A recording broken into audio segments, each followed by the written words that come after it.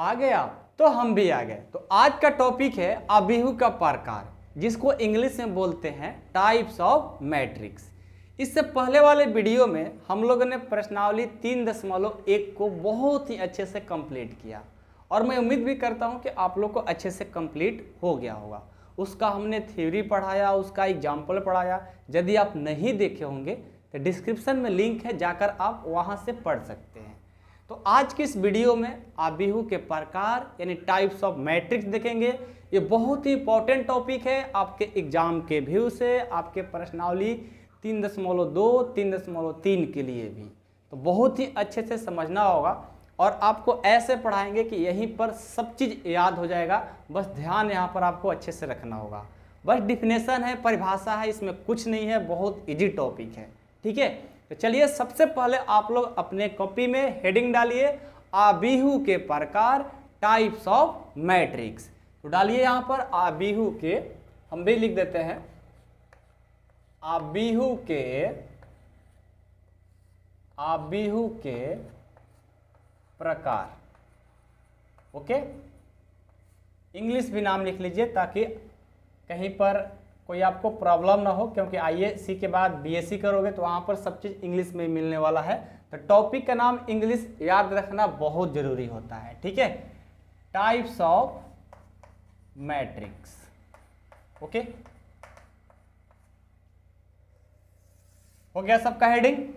अब चलिए, अब अभिहु के प्रकार में सबसे पहले नंबर पर आता है रिक्त अभिहु। पहले नंबर पर रिक्त अभिहु आता है, जिसको इंग्लिश में एम्प्टी सेट बोलते हैं। सेट नहीं, एम्प्टी मैट्रिक्स बोलेंगे। सेट तो क्लास 11th में पढ़ रहे थे ना, समुच्चय। यहाँ पर मैट्रिक्स पढ़ना है।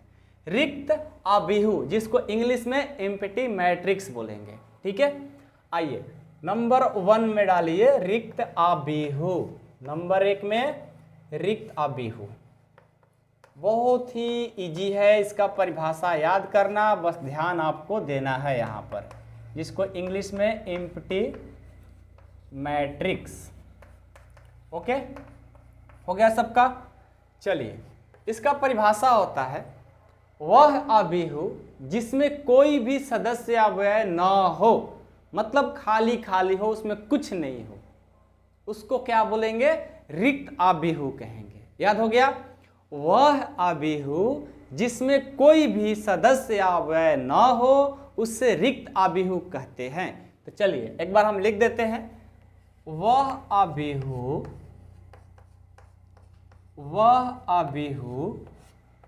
जिसमें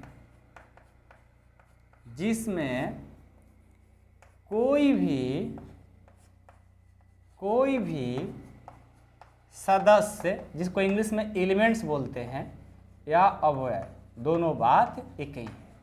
ठीक है, वह अभिहु जिसमें कोई भी सदस्य या अव्यय न हो या नहीं हो, लिख लो, न हो, उससे रिक्त अभिहु कहते हैं। रिक्त अभिहु कहते हैं। मैं उम्मीद करता हूं कि आप सभी लोगों को याद हो गया होगा इसका परिभाषा। इसमें कुछ है क्या? कुछ नहीं है। वह अभिहु जिसमें कोई भी सदस्य अव्यय ना हो उसे रिक्त अभिहु कहेंगे।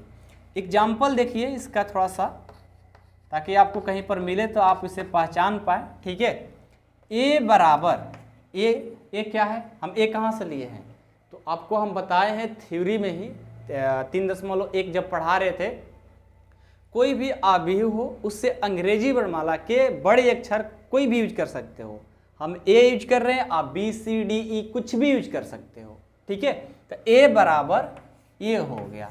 देखो ए मैट्रिक्स का साइन है, मैट्रिक्स को चिन्ह बताया है ना, तो सबसे ज़्यादा एनसीईआरटी बुक में इसी चिन्ह को ज़्यादा उपयोग किया जाता है और सबसे ज़्यादा टीचर भी यही यूज करते हैं। ऐसे तो आपको और 2 तरीके बताए हैं, थ्योरी में पढ़ाए थे, लेकिन सबसे ज़्यादा इसी को यूज किया जाएगा। तो ये देखो मैट्रिक्स है और इस मैट्रिक्स में कोई भी सदस्य इसमें नहीं दिख रहा है, जीरो भी नहीं है, उसके लिए भी जीरो मैट्रिक्स पढ़ाएंगे। ठीक है, तो यहाँ पर देखो कुछ नहीं दिख रहा है, इसी को हम लोग रिक्त अभिहु कहते हैं। याद हो गया ना? एक बार फिर से याद कर लीजिए, पढ़ लीजिए मेरे साथ। वह आबिहू जिसमें कोई भी सदस्य अव्यय न हो उससे रिक्त आबिहू कहते हैं। और एग्जाम्पल ध्यान से देख लीजिएगा, कहीं भी यूज हो कहीं भी आए तो आपको समझ में आना चाहिए। परिभाषा कोई नहीं पूछता है, आपको ये मेन चीज है।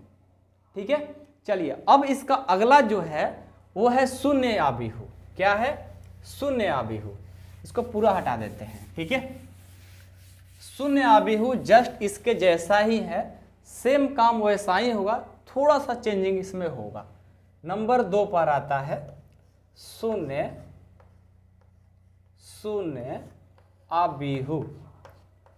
शून्य आबिहू, इसको इंग्लिश में जीरो मैट्रिक्स आप बोल सकते हो। Zero matrix, zero matrix. Okay, वह आबिहू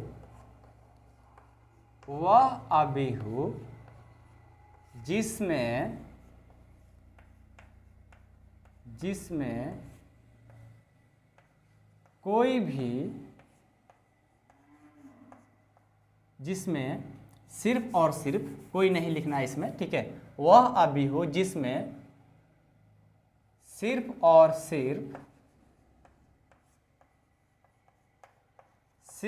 सिर्फ शून्य हो। क्या हो? शून्य हो, उसे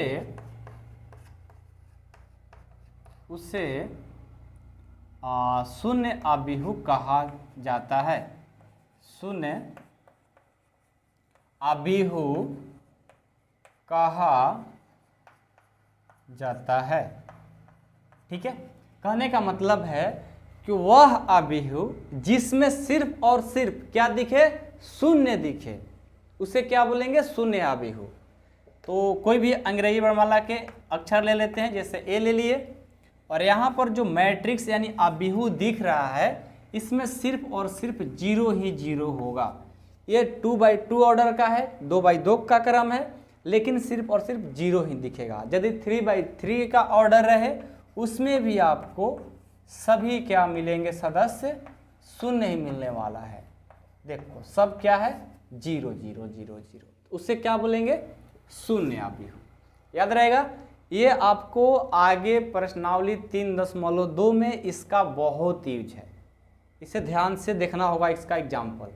ठीक है, कभी कभी क्या होता है कि आपको 2 क्वेश्चन ए और बी का वैल्यू दिया रहेगा, उसको जोड़ने के बाद जो मैट्रिक्स मिलता है, जो आबिहू मिलता है, वहाँ पर क्वेश्चन किया जाएगा कि कौन सा मैट्रिक्स है, कौन सा आबिहू है। तो आपको ये पता रहेगा तभी तो उसका नाम लिखोगे। ऐसा थोड़ी है कि 0 0 लिख कर आ जाओगे, नहीं, इसका नाम लिखना होगा कि कौन सा आबिहू है, तो शून्य आबिहू बोलेंगे। ठीक है, तो इसीलिए इस परिभाषा को आपको पढ़ाया जा रहा है, लिखवाया जा रहा है, ताकि कहीं पर कहीं भी यूज हो आपको अच्छे से पता रहे। ठीक है ना। चलो, इसका अगला आता है वर्गकार आबिहू। ठीक है, जिसको इंग्लिश में स्क्वायर मैट्रिक्स बोलते हैं। ओके, परिभाषा बहुत ईजी है, आपको मेन चीज है समझना। तीसरा है वर्गकार आबिहू। वर्गकार आबिहू, जिसको इंग्लिश में स्क्वायर मैट्रिक्स बोलते हैं। ठीक है, इसका परिभाषा होता है वह आबिहू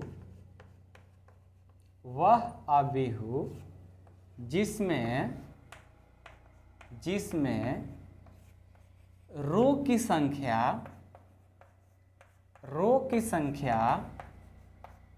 तथा कलन की संख्या समान हो, उसे वर्गकार आबिहू कहा जाता है। ठीक है, देखो, वह आबिहू जिसमें रो की संख्या, रो किसको बोल रहे हैं? जिसको हिंदी में पंक्ति या क्षैतिज बोलते थे, तो उस टाइम भी आपको बताए थे थ्योरी में कि जहाँ जहाँ पंक्ति और क्षैतिज का यूज होगा, ठीक है, हम उसको इंग्लिश में रो ही कहेंगे हमेशा, ठीक है। तो रो से आपको बात पता चल रहा होगा।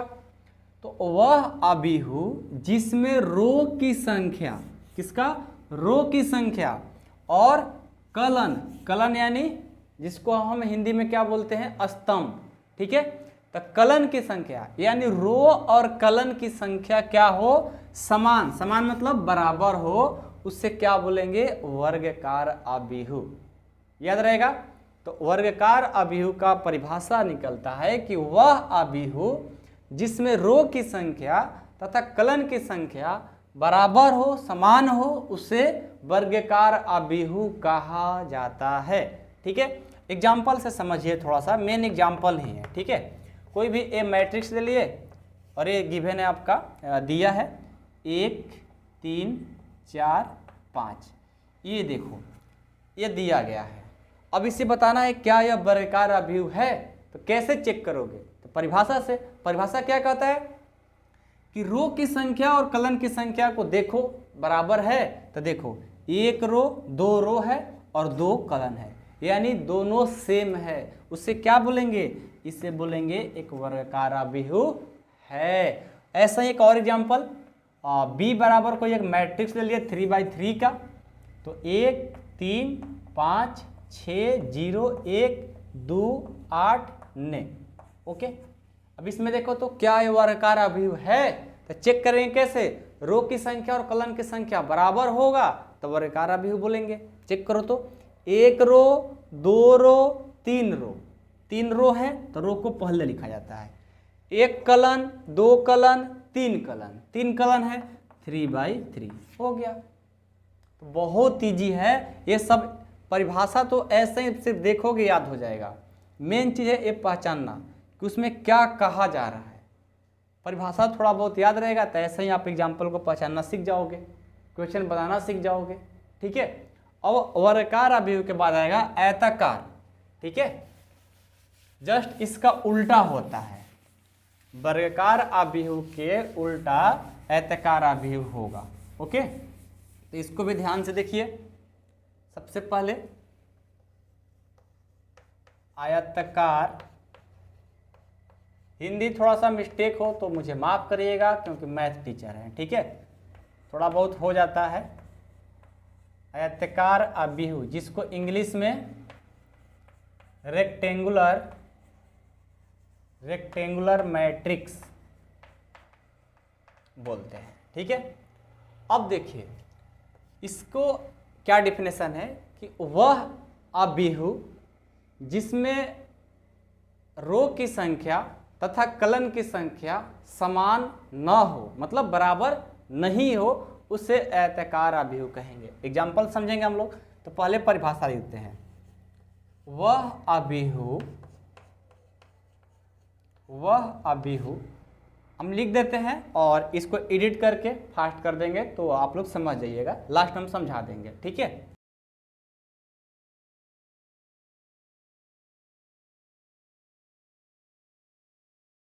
ठीक है, तो देखो इसका परिभाषा होता है कि वह अबीहू जिसमें रो की संख्या तथा कलन की संख्या छूट गया है, कलन की संख्या समान नहीं हो, क्या समान नहीं हो, किसका, रो की संख्या और कलन की संख्या, ये रो और एक कलन दोनों की जो संख्या है वो समान नहीं हो, उससे क्या बोलेंगे, आयताकार अबीहू कहा जाता है। एग्जाम्पल समझिएगा, ए बराबर 1 2 3 4 5 6, यहाँ देखिए 2 रो है और 3 कलन है, क्या देखो तो दोनों सेम है, क्या 2 रो हो गया 3 कलन हो गया, यानी इसको हम क्या बोलेंगे, आयताकार अबीहू, जिसको इंग्लिश में रेक्टेंगुलर मैट्रिक्स कह सकते हो, ठीक है। और एग्जांपल लेते हैं, ए बराबर कोई मैट्रिक्स है 1 2 3 4 5 6 7 8 9 1 2 3, यहाँ देखो तो 1 2 3 रो है और 4 कलन है, देखो यहाँ भी रो की संख्या और कलन की संख्या समान नहीं है, तो उसे क्या बोलेंगे? आयताकार आबिहू बोलेंगे। याद रहेगा ना? एक बार फिर से एग्जाम्पल परिभाषा समझ लो कि वह आबिहू जिसमें रो की संख्या तथा कलन की संख्या समान नहीं हो उसे आयताकार आबिहू कहा जाता है। तो बहुत ही इजी है, बहुत ही इजी, और आपको यही समझना है यहाँ पर एग्जाम्पल से कि कैसे पहचानेंगे। तो आपको रो की संख्या गिनना होगा, कलन की संख्या गिनना होगा। जब समान होगा तो वर्गाकार आबिहू, जब समान नहीं होगा तो उसे आयताकार आबिहू बोलेंगे। याद रहेगा? चलिए आगे बढ़ते हैं। चलिए अगला है विकर्ण आबिहू, जिसको इंग्लिश में डायगोनल्स मैट्रिक्स बोलते हैं। ये भी कभी कभी यूज होता है, ऐसे आपके एनसीईआरटी बुक में यूज नहीं होता है। तो ये हुआ चौथा ना, पांचवा होगा शायद। ठीक है, विकर्ण आबिहू, विकर्ण आबिहू जिसको इंग्लिश में डायगोनल्स मैट्रिक्स बोलते हैं। ठीक है, विकर्ण आबिहू का परिभाषा होता है वह आबिहू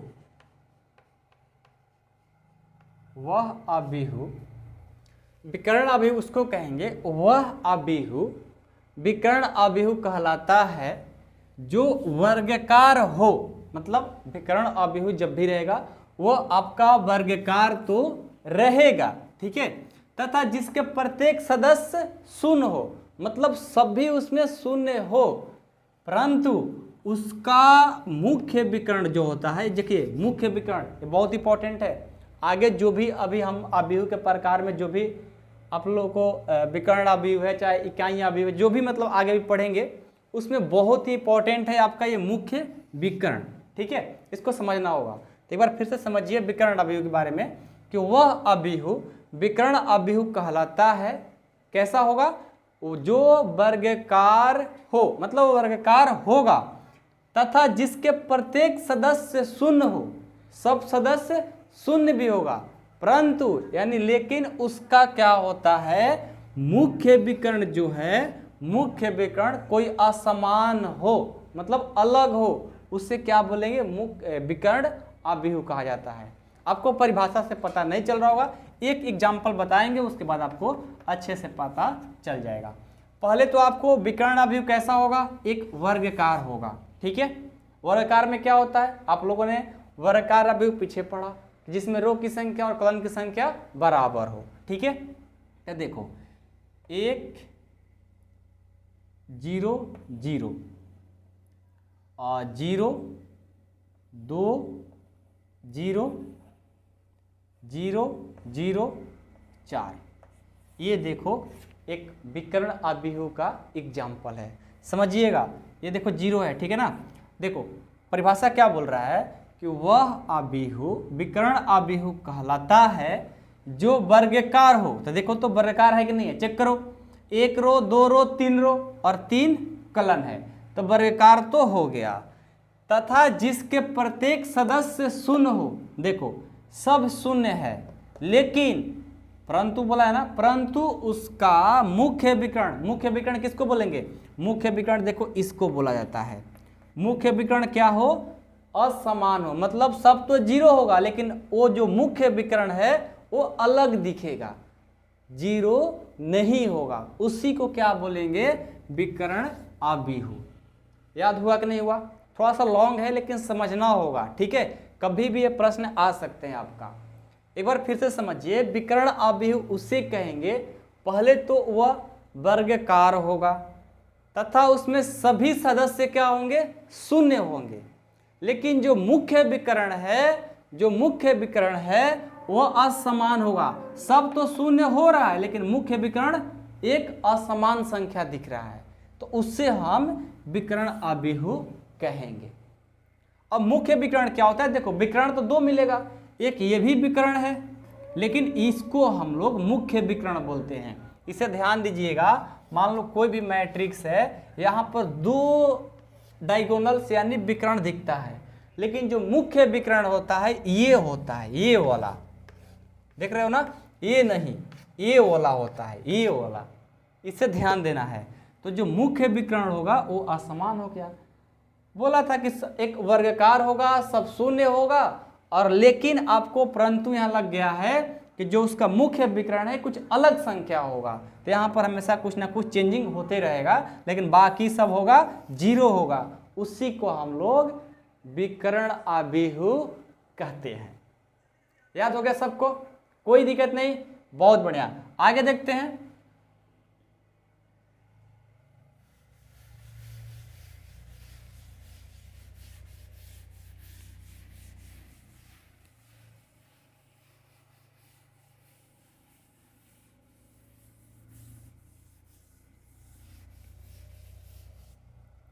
अगला देखिए आपका है इकाई आबिहु।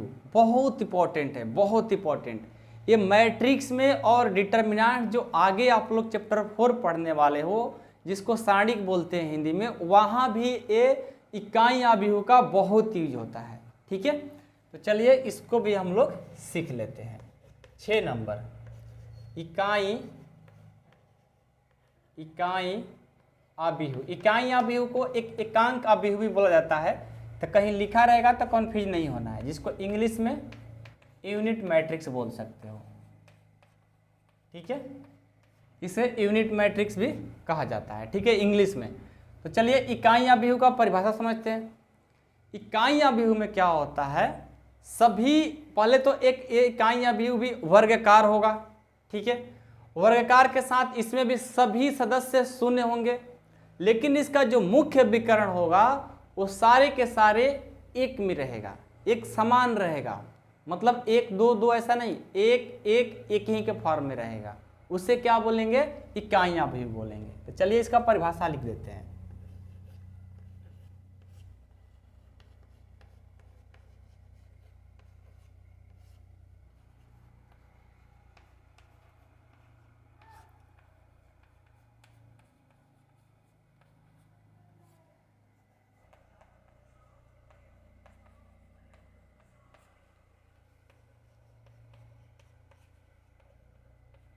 ठीक है, तो देखिए इकाई आबिहु यानी यूनिट मैट्रिक्स, ये होता है कि वह आबिहु इकाई आबिहु कहलाता है जो वर्गाकार होगा तथा सभी सदस्य शून्य होगा, परंतु मुख्य विकर्ण जो इसका सदस्य 1 के बराबर होता है। मुख्य विकर्ण का मतलब समझ रहे हैं ना?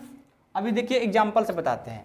a बराबर 1 0 0 0 1 0 0 0 1।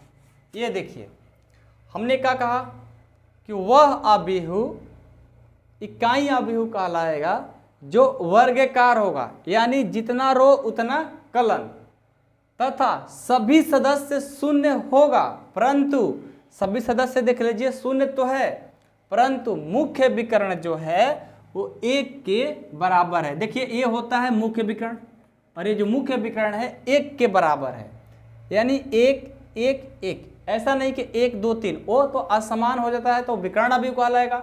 लेकिन यहाँ पर क्या होता है, इकाई आबिहु में जो मुख्य विकर्ण है वो सभी क्या होते हैं? बराबर होते हैं, यानी सेम होते हैं। उसे क्या बोलेंगे? इकाई आबिहु। ये तो आपका 3/3 का होगा। 2/2 में भी ऐसा ही होगा कि सभी सदस्य तो 0 होगा, लेकिन इसका जो मुख्य विकर्ण है वो 1 के बराबर होगा। उसे क्या बोलेंगे? इकाई आबिहु। और इकाई आबिहु को सूचित करने के लिए आई से सूचित किया जाता है। देखो आई से मतलब सूचित किया जाता है, जहां भी इकाई आबिहु आए, जैसे आपको ये लिखना है, इसके बदले आप आई लिख सकते हो, यानी आई का मतलब क्या हुआ? इकाई आबिहु। तो इकाई आबिहु को आई से सूचित किया जाता है, आप लिख सकते हो। यहाँ पर उसे इकाई आबिहु कहा जाता है तथा इसे आई से सूचित किया जाता है, आप लिख सकते हो। ठीक है, आई होप कि आप लोगों की इकाई आबिहु के बारे में अच्छे से समझ में आ गया होगा। अभी तक हमने जितना भी पढ़ाया आबिहु के प्रकार में जो भी टॉपिक था, उसमें से सबसे ज़्यादा जो यूज होगा यही यूज होगा, इकाई आबिहु। ठीक है, तो इसे हमेशा समझना है कि इकाई आबिहु को आई भी बोला जाता है, और जो आई का वैल्यू होता है यदि 2/2 ऑर्डर में बोला जाएगा तो 1001 या 3/3 में बोला जाएगा तो 100010001 बोला जाएगा। सबको समझ में आया? कोई दिक्कत नहीं। अब अगले वीडियो में हम लोग सीखेंगे जो हमारा प्रश्नावली है 3.2 उसका एग्जाम्पल, ठीक है, उसका एग्जाम्पल सीखेंगे। या उससे पहले आपको एक और टॉपिक छूट रहा है, अबीहू का जो अलजेब्रा में पढ़ा जाता है, अबीहू का जोड़ घटाव गुना भाग। इस वीडियो को देखने के बाद यही आपको देखना होगा। अबीहू का जोड़ आना चाहिए, आपको घटाव आना चाहिए, गुना आना चाहिए, भाग आना चाहिए। ये बहुत ही इंपॉर्टेंट है और इसको बिल्कुल नहीं छोड़ना है। यदि ये चीज़ आपको नहीं आता अच्छे से, गुना भाग जोड़ घटाव अबीहू के लिए, ठीक है, ऐसे तो आपको जोड़ घटाव अच्छे से आता होगा, लेकिन जोड़ घटाव गुना भाग अबीहू का नहीं आता होगा तो फिर आपका प्रश्नावली जो 3.2 है वो अच्छे से समझ में नहीं आने वाला है। ठीक है, ये तो है, ये उतना इंपॉर्टेंट नहीं जितना कि ये इंपॉर्टेंट है। ओके, तो लेकिन आपको इंपॉर्टेंट नहीं है, लेकिन एग्जाम में आपसे पूछ लिया जाता है, डायरेक्ट कोई क्वेश्चन दे दिया जाएगा और वहाँ पर पूछा है कि कौन सा मैट्रिक्स है, तो वहाँ पर वहाँ पर कन्फ्यूजन में पड़ जाओगे।